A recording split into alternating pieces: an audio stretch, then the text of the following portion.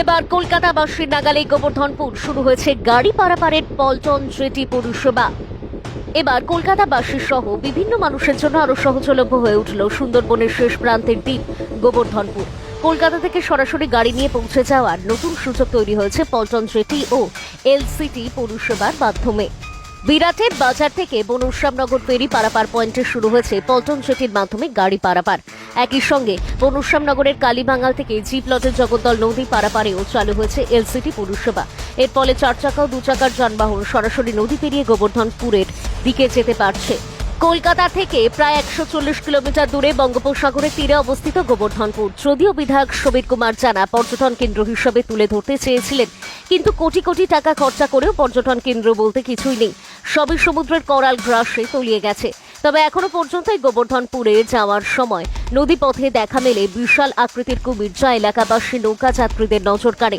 তবে এলসিডি যাত্রীদের নজরে কুমির আসবে কিনা সেটা দুরস্ত। সুন্দরবনের অন্যতম শেষ দ্বীপ হিসেবে পরিচিত এই এলাকা। দ্বীপের পরেই বিস্তীর্ণ বঙ্গোপসাগর, যা প্রকৃতি প্রেমীদের কাছে বিশেষ আকর্ষণের কেন্দ্রবিন্দু। তবে পরিষেবা চালু হলেও স্থানীয় বাসিন্দাদের একাংশের অভিযোগ, এলাকার রাস্তাঘাট এখনো পর্যাপ্ত উন্নত নয়। ফলে প্রত্যাশামতো গাড়ি পারাপার সম্ভব হচ্ছে না।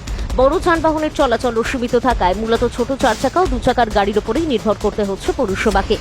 এদিকে এলসিটি পরিচালনাকারী লিজপ্রাপ্ত সংস্থার দাবি, বর্তমান পরিস্থিতিতে আর্থিক চাপের মুখে পড়তে হলেও ভবিষ্যৎ নিয়ে তারা আশাবাদী।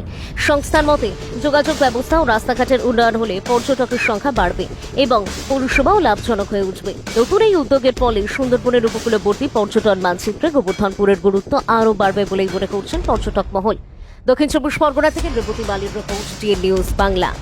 সেবা তো আমরা মানুষের জন্য দেওয়ার জন্য আমাদের সরকার প্রস্তুতি নিয়েছে, কিন্তু এখানে যে প্রত্যন্ত এলাকা, এখানে যাত্রী বা গাড়ি খুবই কম। যেরকম দেখেছেন আপনি, এক্ষুনি দেখলেন একটা গাড়ি নিয়ে আমরা এসেছি, বা ধরুন একটা ভ্যান টোটো নিয়ে যাতে সেরকম যোগাযোগ ব্যবস্থার জন্য রোড কানেক্টিভিটি অনেকটা খারাপ হয়েছে।